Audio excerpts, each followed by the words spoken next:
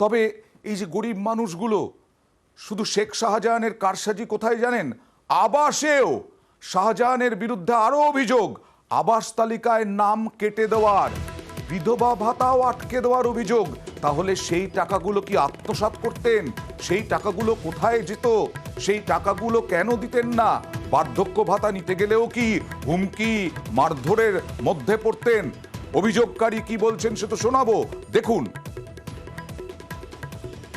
ঘর এসেছিল, সাজান দেয়নি। ঘর চাইতে গেলাম খাতায়, তো বলছিল তোমাদের খাতায় নাম নেই। বিধবা ভাতা পান না, কাগজপত্র জমা দিয়েছি, দূর দূর করে তাড়িয়ে দিয়েছে, তোমাদের খাতায় নাম নেই। তাহলে কোনো সুযোগ সুবিধা আমরা কোনো সুযোগ সুযোগ পাই না, আলা চালও পাই না, খাদ্য শুরুও চাল পাইনি।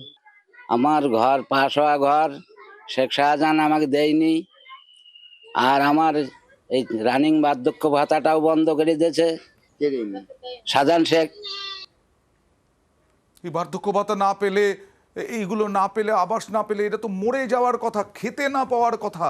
শেখ শাহজাহান এদেরকেও ছাড়েননি। আমাদের প্রতিনিধি অনুপমের প্রতিবেদন দেখুন।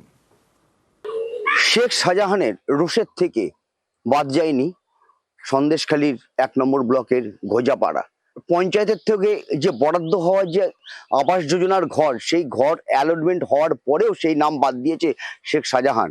বাড়ির ছাদ উড়ে গেছে, বাড়ি ভেঙে গেছে, একটা ত্রিপল পর্যন্ত পায়নি। তার কারণ তারা বিজেপি করে। আর এরকম একটা না, দুটো না, ঝুড়ি ঝুড়ি অভিযোগ এই ঘোজাপাড়া এলাকার মানুষের। তাদের দাবি শেখ শাহজাহান গ্রেপ্তার হোক আর তারা সুস্থভাবে অন্তত জীবনযাপন করতে পারুক।